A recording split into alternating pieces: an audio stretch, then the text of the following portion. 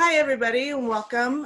We are starting up a new series today on medical injuries. This week, we're going to start off with Destiny Maynard. She's going to share the story of her son, Christopher Bunch, who was injured by the HPV vaccine a couple years ago. We're going to share a variety of stories over the upcoming weeks. We just felt that Christopher's story was a very important one to share, and we wanted to get kicked off with his. So we are going to have Destiny share his story. Hello. So actually yesterday was 2 years since Christopher had the HPV vaccination. So June 29th, 2018. And initially, there were no issues initially. He didn't pass out at the doctor's office, nothing like that. He was okay for a couple of weeks, but then he started to complain about having some headaches and, it being summer and him staying up late at night and working with his dad during the day. I didn't think anything of it. And so a couple of weeks went by and he was complaining about headaches, and then it started to be a headache and a sore throat. And this was like mid-July.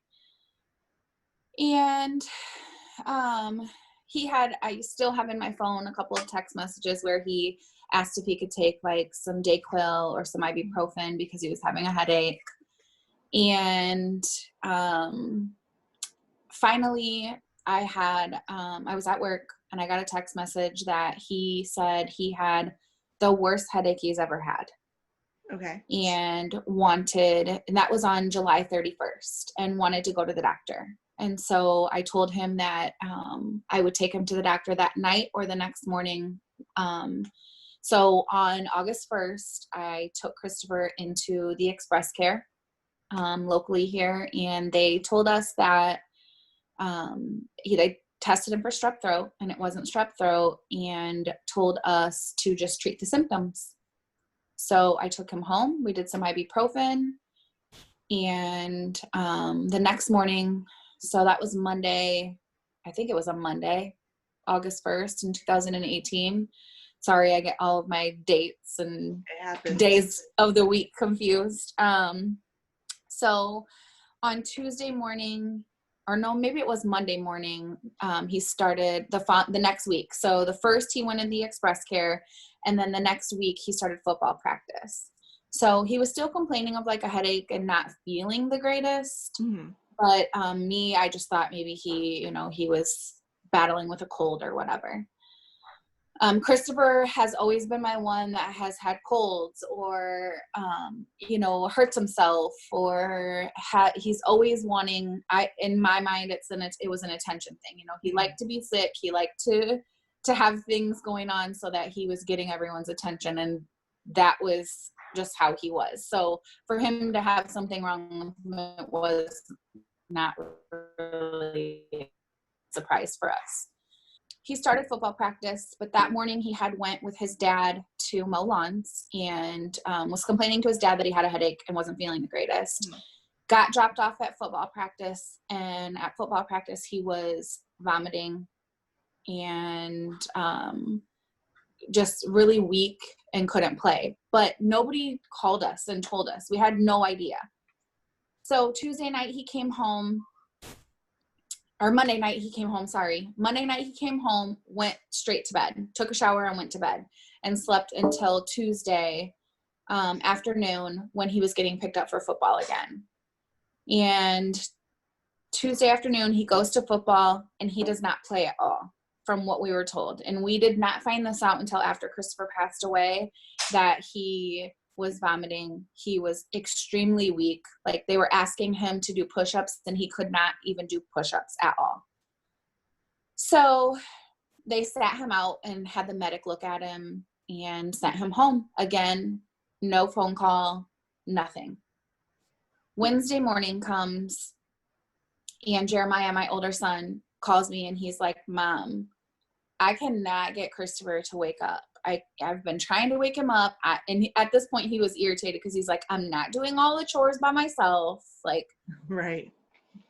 what do I need to do? And I'm like, well, the thing is he hasn't really been feeling the greatest. So I'm going to go ahead and call his football coach, let him know that he's not feeling good, and he just let him sleep. I was like, matter of fact, if you could possibly go up and get him some Gatorade and bring it back and see if we can get him to drink some Gatorade. I think he might be getting dehydrated between football and mowing lawns and, being a teenage boy where he was probably only eating ramen noodles and staying up playing games all night. Like, I just thought that he wasn't taking care of himself, and he, his immune system was low, and he wasn't feeling good. So that's what Jeremiah did. He bought him some Gatorade and was trying to get him to drink it. And he said that he just didn't seem right. He's like, something isn't right with him. He's like, he tried to drink the Gatorade like out of the wrong end of the bottle or something and spilled it. And they I don't know, something where they ended up spilling it and they chuckled a little bit, but that he really didn't understand like what he was doing. So I said, well, when I get home, if he's not up and he's not feeling well, then I'll wake him up and we'll take him to the emergency room because, I think he might be getting a little bit dehydrated. So we took him down that night. I got home. I went down to his room. I woke him up. He was still in bed, and he did not understand what was happening. He couldn't sit up by himself. He couldn't talk really. I mean, he was mumbling a little bit, but nothing that you understood. So I stood him up and I told him, I said, Christopher, I think we need to take you to the hospital. I think that obviously there's something wrong with you. Right. And so I asked him to pick out a t-shirt to put on. And he took the hangers one by one and slid them from one side of the rack to the other, every shirt that he had. And I was like, okay. So I grabbed a t-shirt, I put it over his head. And when I put it over his head, one of his arms didn't pull completely through, and he just reached back and pulled it off. And I was like, all right. So I took the shirt from him, put it on him again. He did the same thing again. He did that 3 times. And finally, the 4th time that I put it on, I held the bottom of the shirt down, and he was trying to take it off. And I'm like, Christopher, you have to keep your shirt on. You have to wear a shirt. So then he stopped fighting with me. And then I put his sandals in front of him and told him to put his shoes on. We went upstairs. He walked straight into the bathroom. I assume went to the bathroom, came back out, and walked out the door and walked like to the front of the house, which we have a garage. So we would park in the garage always. So for him to walk to the front, it was a little bit weird. So I ran after him and told him that he needed to go into our garage, and he walked directly past our garage, out of our yard, into the neighbor's garage, and stood with his nose was touching their garage door. So at this point I was kind of like something is wrong. Clearly something is wrong. So I tested him. I walked him back to our garage and I said, can you go get in your side of the car? Go get on the other side of the car. He didn't even know how to open up the garage or the car door, like at all. He could not figure out how to open it. So I walked over, I put him in the car. I walked around, got in, put his seatbelt on him, and we drove down to Trinity Trinity Hospital on 7th Street in Moline. And on the way down there, I put my hand on his leg and I said, what is wrong, bub? What's wrong? And he said, I don't know. I'm just so confused. And I said, well, we're going to go to the doctor and we're going to figure out what's going on and we're going to get you better. And so I ate my words because clearly that didn't happen. Mm-hmm. So we get down there and they do an MRI, they do a CAT scan down there and take some blood and, things like that. And they're saying like on the CAT scan, they're not seeing anything, that his blood work, his white blood cell count was elevated, and that, they knew that there was something going on. They just really weren't sure what it was. And that the next step was to do a spinal tap. Mm-hmm. And after that, they said, after we do that, we're going to send him either to Peoria or we're going to send him to Iowa City. And, I was like, well, if you're going to do a spinal tap, then just we're going to send him to Iowa City is where I would like to go, and just let them do it when we get there. So they transported him that night, Wednesday night, transported him to the Iowa City Children's Hospital, where things went like completely downhill. By the time we left Trinity, Christopher, he was shuffling sideways. Mm-hmm. He wasn't even walking in a straight line. We had to get a urine sample, and he legit like shuffled sideways along the walls. He wouldn't even walk normal.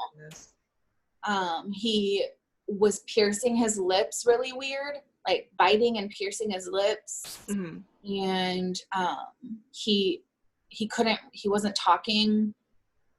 He was messing with my fingers, like he was like flicking my fingers like this with his thumb.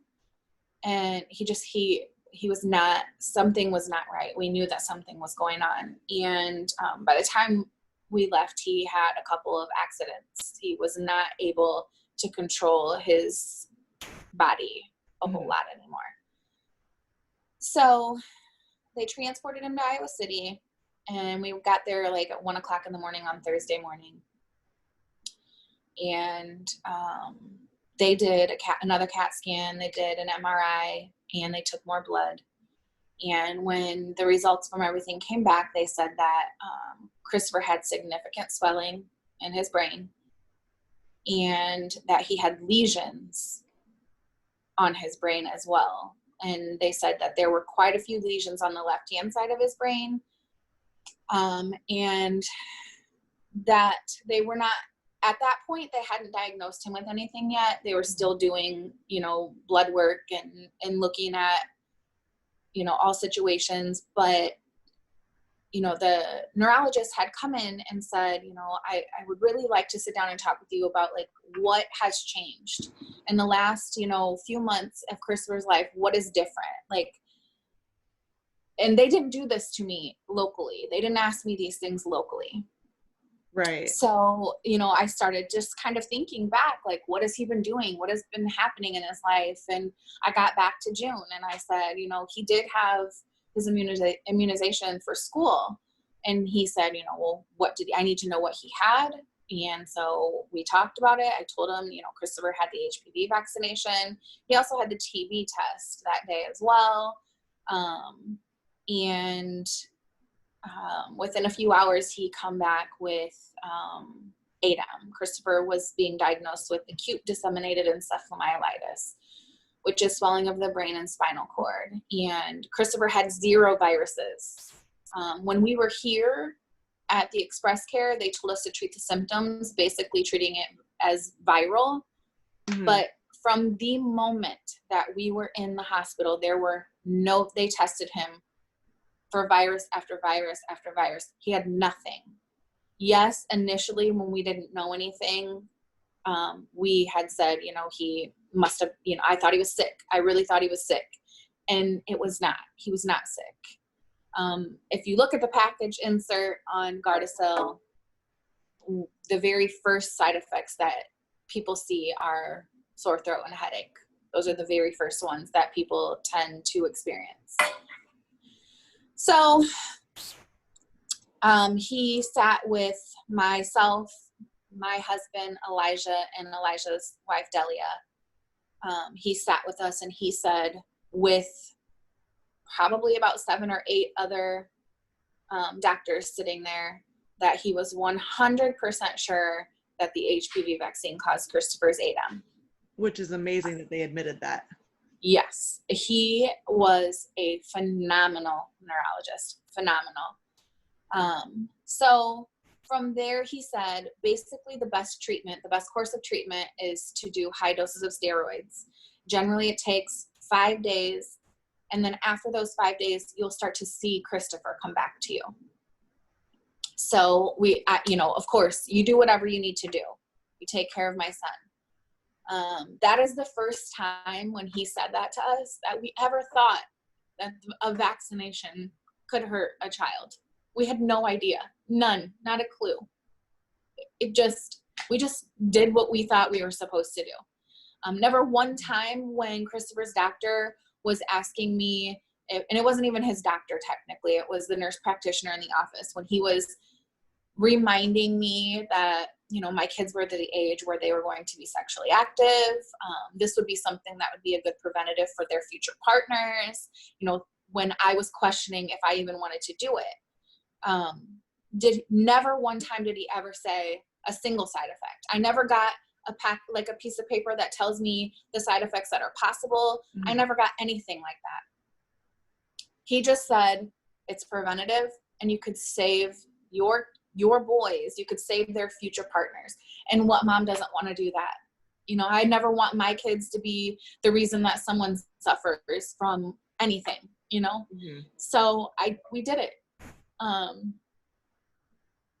So they started the steroids, and that was on Friday morning is when they started the steroids. So we, we just waited. We sat there and we waited, and he wasn't speaking. At this point, he was basically unconscious, just laying there. Every now and again, we could get him to respond with a thumbs up. And Friday night, Elijah had to leave. And so I was going to give them a little bit of time together. And I said to Christopher, I'm going to go and get something to drink and I'll be right back. And when I came back a little bit later, I said to him, "Hey, bub, I'm back. If you can hear me, say hi, mom." And you could tell that it literally took every single fiber of his body to muster up the courage and the strength. And he said, "Hi, mom," and he gave me a thumbs up. And that was the last words that he ever spoke. So Elijah left Friday night. And Saturday morning, I hadn't slept. I was so exhausted.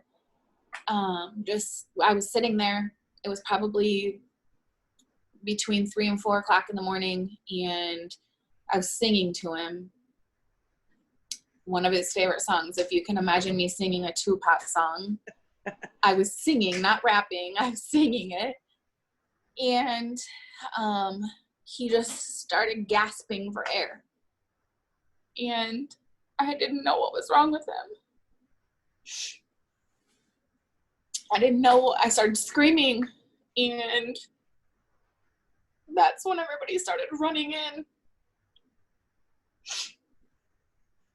And he wasn't breathing on his own. He couldn't breathe. And so I got to stand there and watch them intubate him. I was by myself and I was terrified. And they, like, his blood pressure and his pulse, everything dropped. I mean, it was the scariest thing I've ever seen in my entire life, to lay there and be completely helpless. And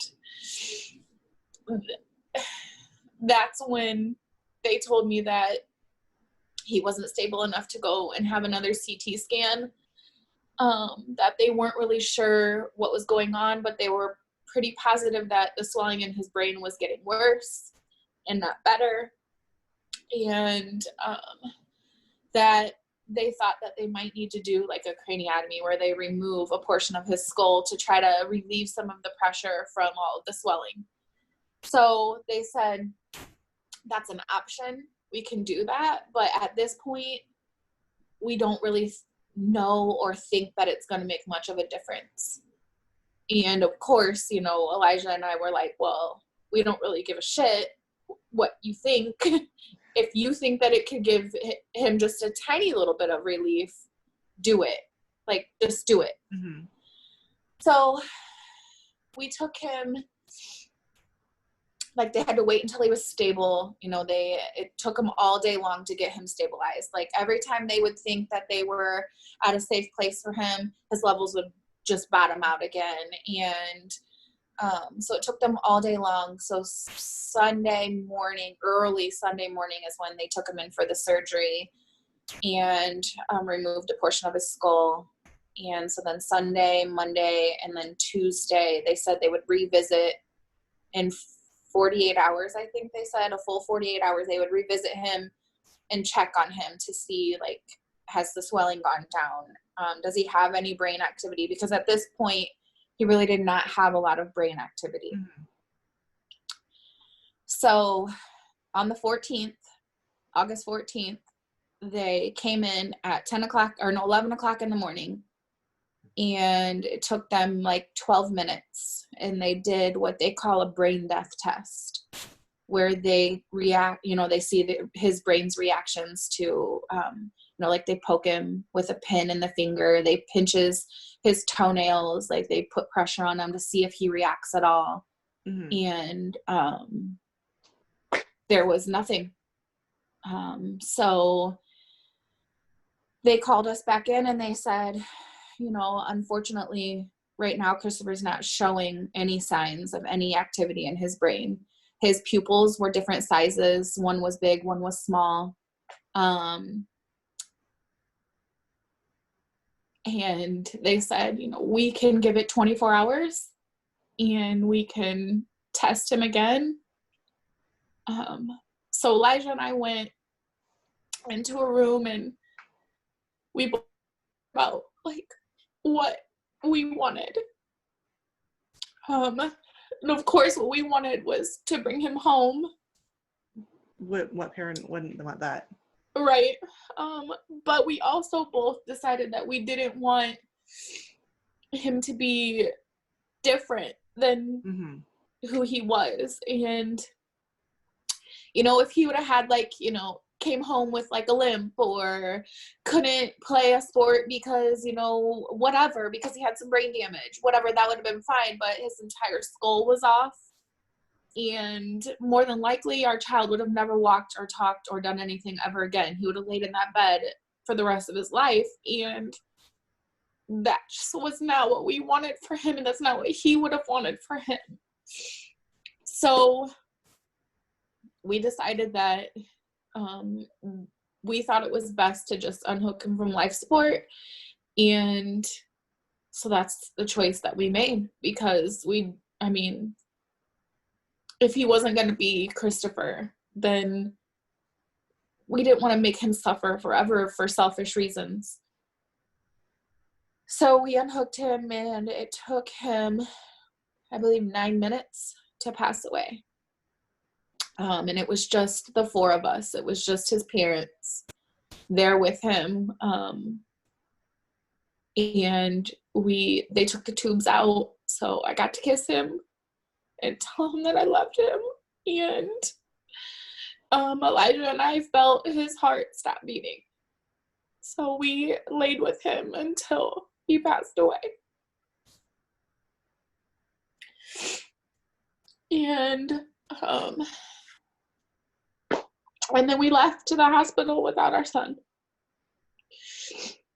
So through this whole thing, the whole entire time that we're in the hospital, I'm getting like thousands and thousands of messages from people.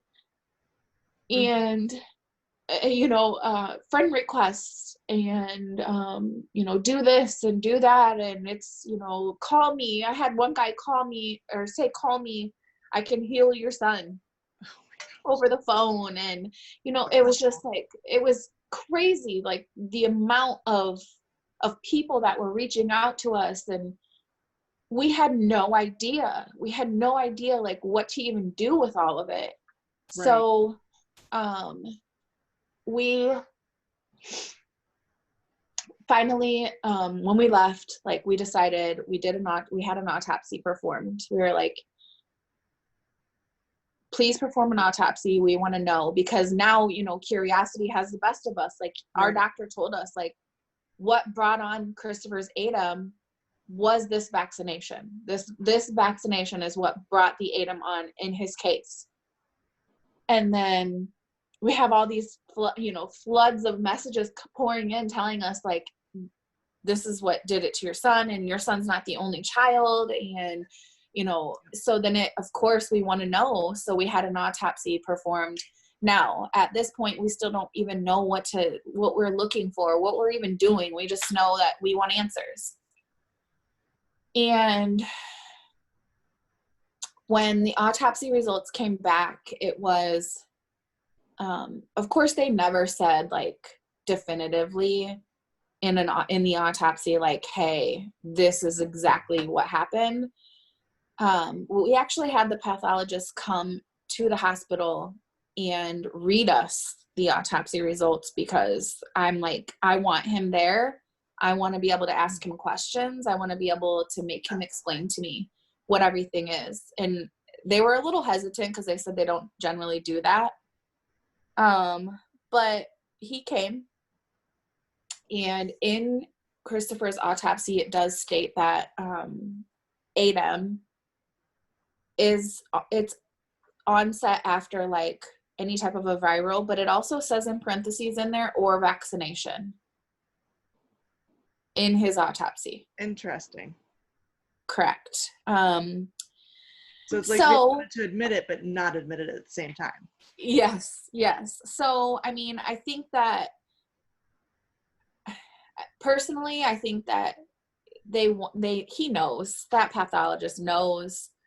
They did, again, like I said, they did put it in there, but they changed his diagnosis after we got the autopsy back. It went from ADEM, which is acute disseminated encephalomyelitis, to AHLE, which is acute hemorrhagic leukoencephalitis. Elijah saying something about that.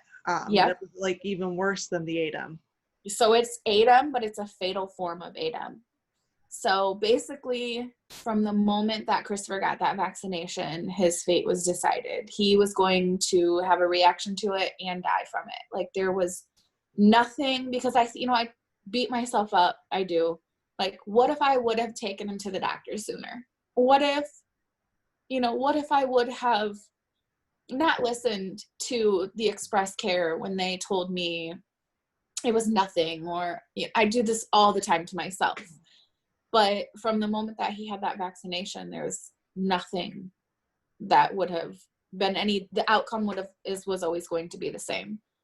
And then now I live with that. Like, why did I do this vaccination? I didn't have to do it. Why did I do it? But you trusted your doctor. I did trust my doctor. I did. I'll never make that mistake again. So, I mean, since then, we had his funeral on the 21st of August, and since then it's just been like a whirlwind of emotion and trying to figure out life without him, and how to help our children heal, and how to heal ourselves, and how to save lives, because at the end of the day, God puts you on a path that he thinks that you need to be on, and here we are. Yep. Well, so,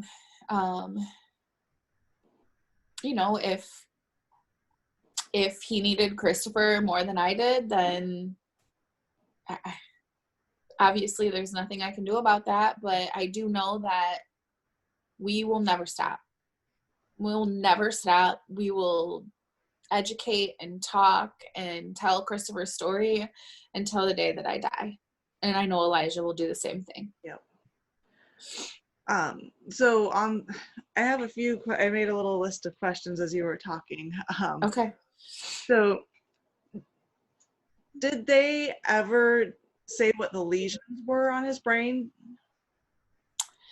We never got answers as to what they thought the lesions, were, or what caused them. They never answered that question for us. And now Jeremiah received the shot the same day, right? Yes. And did he have any I know obviously he didn't have any kind of reaction like Christopher did, but did he have any smaller side effects that you know of? Yes, actually, since Jeremiah had that vaccination, he has been having heart issues. Oh, So we took him to the Children's Hospital in Peoria, where the doctor wanted to test him for what they call Brugada syndrome, which is basically just one of the chambers of, I think it's the lower chamber in his heart is not functioning properly. Oh, that's yeah. not good. But the only way to test for Brugada syndrome is by doing the procainamide challenge, which is injecting procainamide, which is it's a medication that makes you have like heart arrhythmias. Oh, okay. And there was no way in hell you were going to get us to do anything like that. So I don't blame declined. Yeah, we declined that. And then they said that we could test him by doing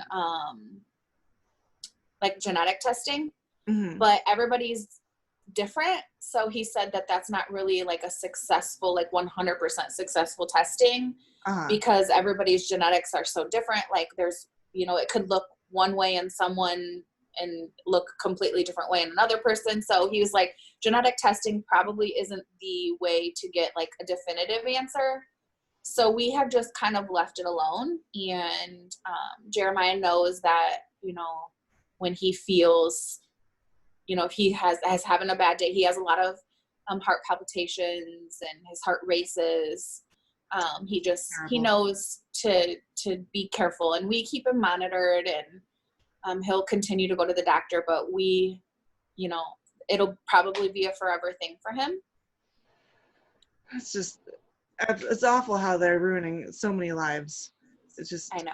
It just sickens me. Now, when you talked about the brain death test, that made me think of something. Did they ever bring up organ donation? Or did they ever? Yeah. And I'm not trying to connect that to the whole brain death theory at all. I'm curious as to whether or not they thought, with everything that went on, if his organs were viable. So, Elijah and I, again, this whole world is new to us. Everything about this world was, right. I mean, at that moment in time, we had no idea what this world entailed. So Elijah and I said, well, if we can't bring Christopher home and he's alive and he's okay, we should donate his organs. Like, we should do that. And so him and I and his step parents all sat down, and they were like, well, this is totally up to you guys if this is something you want to do. And I was like, I would really like to be able to maybe save lives with Christopher. He would love that. I would love that. Elijah wanted to do it. So we decided, okay, we're going to do it. So we talked to the doctor, his neurologist gave us the green light. Absolutely. It's phenomenal. I'm so glad that you want to do that. And then, the people in the hospital that deal with organ donation came down, and because they said that his was, idiopathic. It was idiopathic. What was wrong with him was they were labeling him idiopathic. So they didn't know what was causing this. They didn't know if it was a virus or what was going on with him, that he was not available, or like they could not take any of his organs. So, but then it was crazy because the doctor gave us the green light. Then they came in and said, no, sorry, we can't. And then the doctor came back and was like, so did you talk to him? And we're like, yeah, they said that we couldn't do it. And then he died. And so then the neurologist actually got a little bit upset, and he was like, I know what's causing it. I already said the vaccination is causing it. So he should be able to donate his organs, but they wouldn't allow us to. Which now I look back and I'm thankful. Yeah, blessing in disguise, definitely. Yes. I mean, I don't want to go into that whole theory on this. I know. That's a rabbit hole that we could spend hours on. It was just something that was, that's new to me as well. But I was just curious about that, what their take was on it. Yep. And then I know you guys have filed with the vaccine court. Can you explain a little bit about how that works for people who might not be aware of it? Well, so we got a hold of a couple of different law firms, and since Christopher's passing, we are down all these rabbit holes and signs, the universe giving us signs. We decided to go with this specific one because of a few things that kind of linked us to them. And because I know thousands of people are going to probably see this, I'm not going to say who we're going with because for their own safety. Right. Understandable. We have to and basically what all we really have done is we had to get all of Christopher's doctor's records for, I believe, I think it was 7 years back. And from any doctor that he's gone to, whether it's he went to the ORA, orthopedic surgeons, any records that he has for the last 7 years, doctor medical records. And submit all of those. So we did that. And then we had to also get all of his insurance records. So any coverage he's had over the last 7 years, we had to get that as well, get that mailed in. And then we just had to write basically, what happened from start to finish. And they have gone through and they have went through with a fine-tooth comb all of his medical records, his history. And we had to get a local lawyer to open up a power of attorney case. So Elijah and I share, not power of attorney. What am I thinking? I'm not sure. For his estate. Oh, executor. Yes, executor. So we're both we share the executor of his estate. And obviously he doesn't have an estate, but they open it up basically so that once everything happens with vaccine court, that whatever they give you for the death of your child or the injury goes into that estate. Okay. So we are the executors of it. So we have to have that open the entire time that this case is open.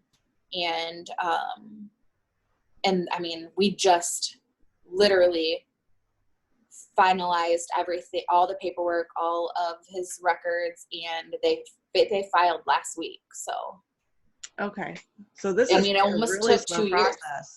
It is a very long, slow process. I mean, we have until August 14th to file, and they just filed. So wow. Yeah. It took a while. So once this gets going, as far as going through this stuff, maybe we can talk again, so that because I mean a lot of people just don't know how the process works.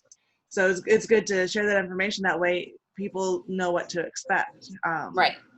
Yeah, it is. It is slow because they're not local. So right. Anything we do, they have to email it to us. And I mean, luckily technology is really great now with Apple. You can just click on the little pencil and sign it and send it right back. But I mean, before, in the beginning, I didn't have all of that at my fingertips. So I was printing things out and mailing it back, and it's a lot of. Definitely.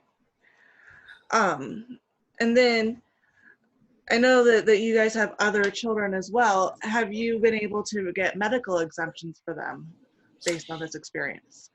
No, not at all.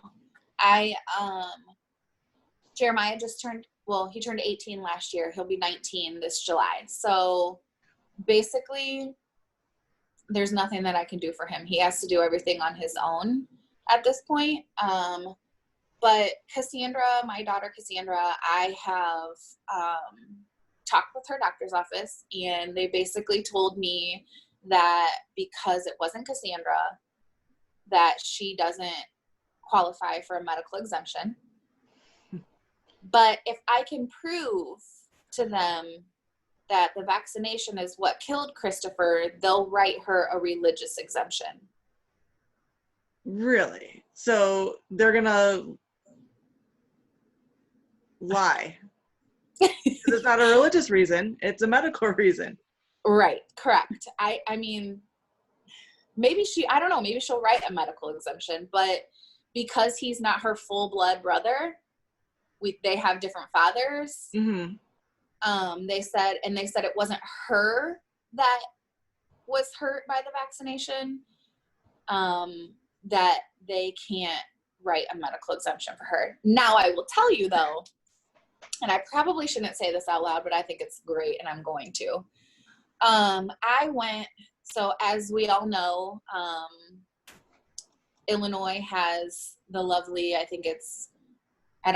can't tell you the exact number. It's HB 78 something, 8740, 7840, whatever it is. It's to have the HPV mandated for sixth graders. I went to Springfield and spoke with Robin Gable, who is the person that is behind. She's the sponsor of this bill. And I spoke with her. And she flat out told me to my face that she did not believe that the HPV vaccine killed Christopher. So she knows So she knows more than the doctor. Right. And that, she feels for me. I feel for you, but I just don't believe that the HPV vaccine is what killed your son. And, I had paperwork. I had the letters from the MD that was in charge when Christopher was at the hospital, and also from his neurologist that states in there that it doesn't definitively say in those letters either, but it says that the HPV vaccine needs to be strong consideration, needs to be taken into account that the HPV vaccine caused ADEM in Christopher's case. Showed her those letters, talked to her about our experience, and then I said to her, so you think, you honestly believe that I know that shot killed my son. So you think that I should have to now vaccinate my other children with this same vaccine that killed my child? And this woman said to me, oh no, you should get a medical exemption for those children. And I said, but if you know anything about this, that's not how that works. And she goes, well, you should have one for your children. You should give me your doctor's name so I can have my doctors that are on this bill with me call your doctor. Okay. I'm like, oh, okay. I mean, thanks.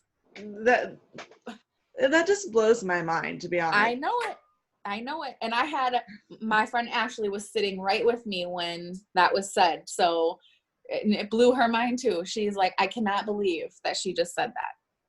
But she did. That's why we have to really make sure that we know who we're voting for. Right. That is so true. So true. Just insane. So, I want to talk a little bit more and move into more of what you're doing now that to kind of educate. You mentioned you wanted to educate, and we've held the motorcycle rally in the past for Christopher. Couldn't do that this year, obviously, which made me really sad. I was really I know. But you guys have his website up, and I haven't been on it for a while, but it looked really nice, and I know we have it linked on our website, and I've shared posts on it with links to it a few times on our public page. But you want to tell us a little bit more about that project?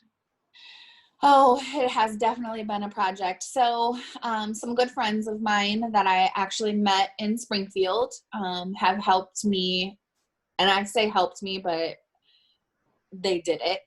They did not help me. I helped them. But it's just, I didn't want Christopher's death to be the only thing that anybody knew him by. Like, right. Yes, it's important. It's probably the biggest part of his life that has has made him who he is now. But that's not who he is and who he was. Christopher was smart and funny and kind and loving. And I want people to know Christopher for who he was while he was alive, not just in his death. So the website kind of focuses on that. It focuses on his life, who he was when he was here, his YouTube. He loved YouTube. He loved doing videos with his little sister Morelli. Like those two were like the YouTube gurus. Mm-hmm. And, you know, I just wanted people to know him. So that gives you, the website gives you an idea of who Christopher was and his family and his life. And then it also, you know, we're still kind of working on it. So there's information about the HPV vaccine on there now, Mm-hmm. but we plan to start a blog and Cool. kind of get things going in that aspect and linking different places for people to go and get information and education on vaccinations and just this world, you know, I mean, health freedom, really, not just vaccinations, on all of it. Because every aspect of it, it's all intertwined and plays together. Yes. You start losing one freedom and then it just bam, bam, bam. Yes. You know? So health freedom in general is so important. Absolutely it is.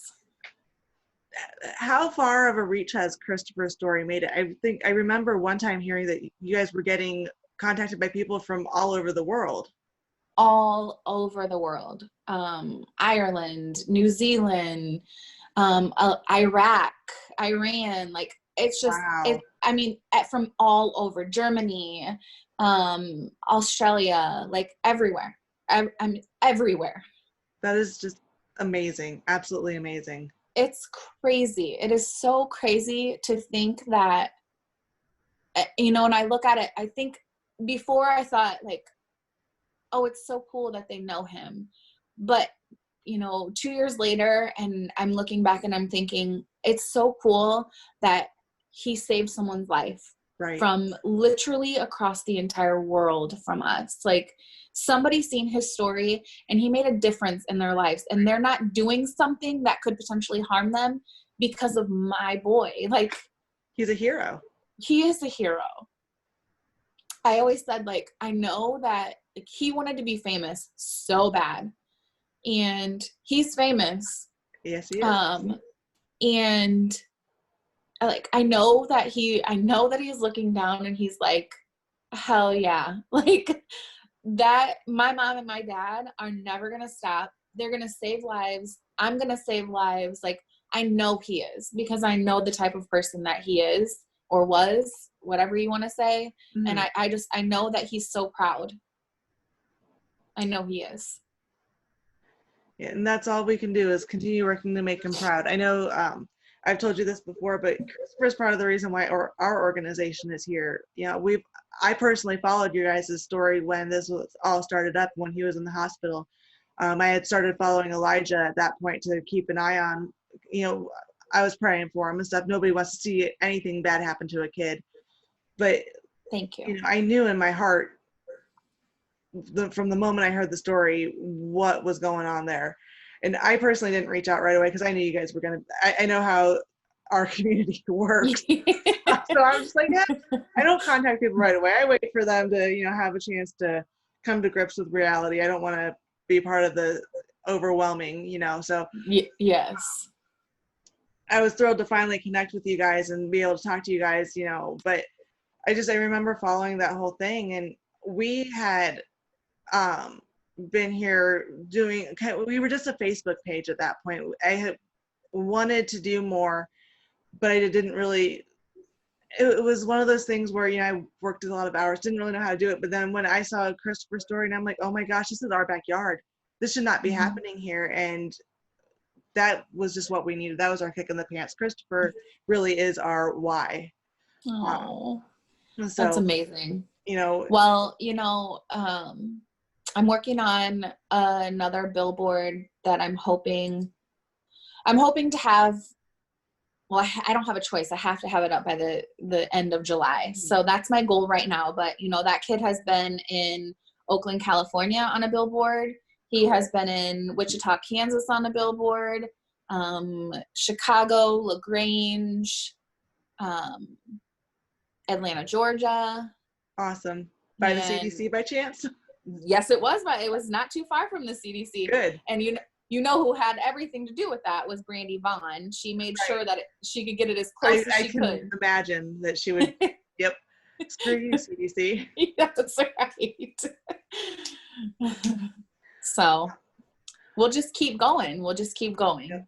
So can you get donations through the website for billboards? Yes. Okay. So it's that PayPal that I have linked. It's just like kind of an all over on the board for ChristopherBunch.org.